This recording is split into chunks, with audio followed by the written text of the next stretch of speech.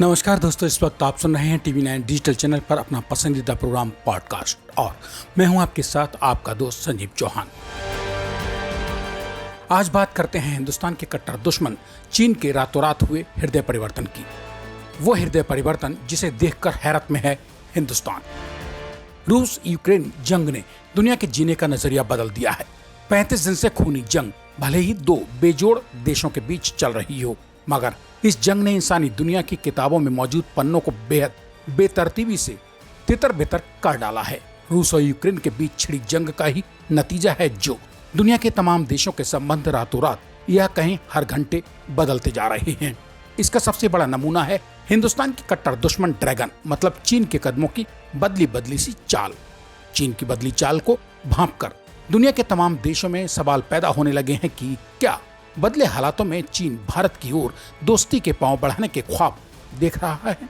हालांकि अगर चीन ऐसा कर भी रहा है तो हिंदुस्तान को बेहद सतर्क हो जाने की जरूरत है, क्योंकि चीन ने हमेशा हमें यानी हिंदुस्तान को जब जब धोखा दिया तो मिलकर ही विश्वासघात किया। मतलब मुंह में हिंदी चीनी भाई भाई और मौका पड़ने पर हमेशा चीन भारत को कसाई सा ही साबित हुआ है।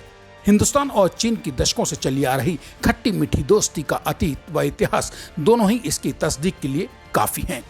बात चाहे 1970-71 की हो या फिर आज 50 साल बाद मार्च 2022 के बदले हुए हालातों की बात। चीन ने हिंदुस्तान के ऊपर विश्वासघात की घात हमेशा मिलकर ही की है। रूस यूक्रेन के बीच छिड़ी जंग के दौरान रातों रात बदले सामरिक वैश्विक कूटनीतिक परिदृश्य के दौरान भी चीन अब ऐसी ही कुछ बदली चालें चलना शुरू कर चुका है। जो चीन हमेशा तिब्बत अरुणाचल को लेकर भारत के खिलाफ कोई ना कोई खतरनाक षड्यंत्र रचने में ही जुटा रहता हो, ऐसे दुश्मन देश चीन का आज के बदले हुए परिदृश्य में अचानक भारत की तारीफों के पुल बांधना हिंदुस्तान को ही क्या दुनिया के किसी भी समझदार देश को आसानी से गले नहीं उतर रहा है। चीन की बदली चाल का नमूना अगर देखना हो तो रूस और यूक्रेन की जंग के बीच ही अचानक चीन के विदेश मंत्री वांग ही हिंदुस्तान की यात्रा पर आ पहुंचे।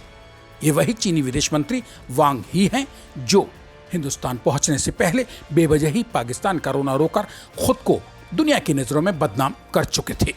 ऐसा नहीं कि पाकिस्तान का रोना रोने वाले चीनी विदेश मंत्री वांग ही के बयान पर भारत ने अपना मुंह बंद रखा हो। हिंदुस्तानी हुकूमत ने वांग ही का खुलेआम नाम लेकर उनके पाकिस्तान को लेकर दिए गए बयान की बेबाकी से निंदा की। इसे चीन के विदेश मंत्री की बेशर्मी कहें या फिर चीन के हुक्मरान की किसी खतरनाक सोची समझी रणनीति का हिस्सा कि भारत ने पाकिस्तान में दिए गए उनके बयान पर उन्हें नाम लेकर खुलकर हड़काया। फिर भी पाकिस्तान से चीन पहुंचते ही वांग ही अचानक पलट गए और फिर से भारत की तारीफ में कसीदे कसने लगे।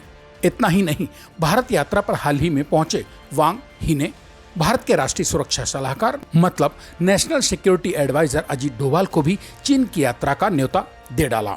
अक्सर पाकिस्तान की तारीफ का ही रोना रोते रहने वाले चीनी हुक्मरानों का अचानक हिंदुस्तान के प्रति ये बदला हुआ रुख आखिर क्यों और कैसे? चीन के ऐसे बड़बोले विदेश मंत्री वांग ही के बयानों को हिंदुस्तान हल्के में लेने की गलती नहीं कर रहा है। चीन और उसके हुक्मरानों के हर बयान को हमारी हुकूमत बेहद पैनी नजर से देख और पढ़ रही है, क्योंकि चीन की कथनी और करनी में जमीन आसमान का फर्क होने की बात से न सिर्फ भारत वरन अमेरिका सहित दुनिया के तमाम देश बखूबी वाकिफ हैं। भारत के प्रति अचानक बदले चीन के रुख के और भी कुछ उदाहरण हाल फिलहाल ही सामने आए हैं। इसका सबसे बड़ा और ताज़ा तरीन नमूना है रूस और यूक्रेन के बीच जंग छिड़ने से ठीक पहले और बीच में रूस को लेकर भारत के रवैये की चीन खुले मन से तारीफ कर रहा है। ये वही चीन है जिसे भारत और उसकी हुकूमत कभी फूटी आंख नहीं सुहाई। दुनिया के सामने जाहिर हो चुका है कि किस तरह इन दिनों चीन हिंदुस्तान की मजबूत विदेश नीति को सटीक सकारात्मक बताकर हिंदुस्तानी हुकूमत की तारीफ पर तारीफ करने में जुटा है। बात जब रूस और यूक्रेन के बीच छिड़ी जंग के दौरान दुनिया के देशों के बदलते रिश्तों की हो तब फिर ऐसे में चीन के विदेश मंत्री वांग ही के हाल ही में दिए गए उस बयान को भी नजरअंदाज करना बेमानी होगा, जिसमें उन्होंने चीन के मीडिया के सामने बेबाकी से यह बयान तक दे डाला कि हिंदुस्तान की हाल की यात्रा में उन्होंने एहसास किया है कि दोनों देश इस बात पर साफ तौर पर सहमत है कि चीन और हिंदुस्तान कम से कम आज के वक्त में तो एक दूसरे के लिए खतरा कतई नहीं है।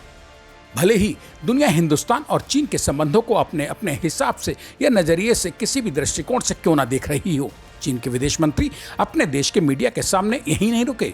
उन्होंने आगे कहा कि ये वो मौका है जब चीन और भारत अपने बीच मौजूद मतभेदों को खुलकर दूर कर सकने की सबसे बेहतर स्थिति में आज हैं, ताकि द्विपक्षीय संबंध और भी मजबूत बन सकें। वान ही ने आगे कहा, आज का भारत और चीन अब दोनों प्रतिद्वंदी नहीं रहे हैं, हम दोनों अब एक दूसरे के भागीदार हैं। ऐसे सकारात्मक वक्त का सदुपयोग करते हुए हमें एक दूसरे को सफल बनाने में मदद करनी चाहिए। और तो और गलवान घाटी में कई साल से हिंदुस्तानी फौज के खून का प्यासा और आए दिन सिर्फ टब्बल पर उतर आने को तुले बैठे रहने वाले चीन के विदेश मंत्री के बदले हुए सुरों ने इससे भी आगे जो राग हिंदुस्तान व दुनिया को सुनाया वो सबसे ज्यादा हैरत अंगेज लगा, विशेषकर भारत को। उस भारत को जो भारत दिन रात चीन को काबू रखने में ही जुटा रहता है। चीन के विदेश मंत्री वांग ही ने इसी बेबाक बयान में कहा है कि जब हिंदुस्तान और चीन से दोनों देश एक सुर यानी आवाज में बोलेंगे तो उस आवाज को दुनिया बहुत गंभीरता और वजन के साथ सुनेगी। ऐसा नहीं है कि रूस और यूक्रेन की जंग में भारत के कूटनीतिक कदमों ने सिर्फ चीनी हुकूमत की चाल ही बदली हो। हमेशा पानी पी पी कर कोसने वाला चीन का मीडिया भी इन दिनों हिंदुस्तान की काबिलियत के कसीदे दिन रात गढ़ने में जुटा है। इसका सबसे मजबूत नमूना हाल ही में चीनी मीडिया में देखा गया, जब चीनी मीडिया ने हिंदुस्तान द्वारा रूस से तेल खरीदने के फैसले का बचाव करते हुए हिंदुस्तान के पक्ष में ही खबरें परोसी। और तो और भारत की तारीफों के पुलंदे बांध रहे चीनी मीडिया ने अपने धुर विरोधी दुश्मन अमेरिका को भी चेतावनी दे डाली है, यह कहते हुए कि हिंदुस्तान अगर रूस से तेल खरीद रहा है तो अमेरिका उसमें बेवजह अपनी टांग अड़ाकर खुद को अड़ंगेबाज के नाम से बदनाम कराने से बाज आए।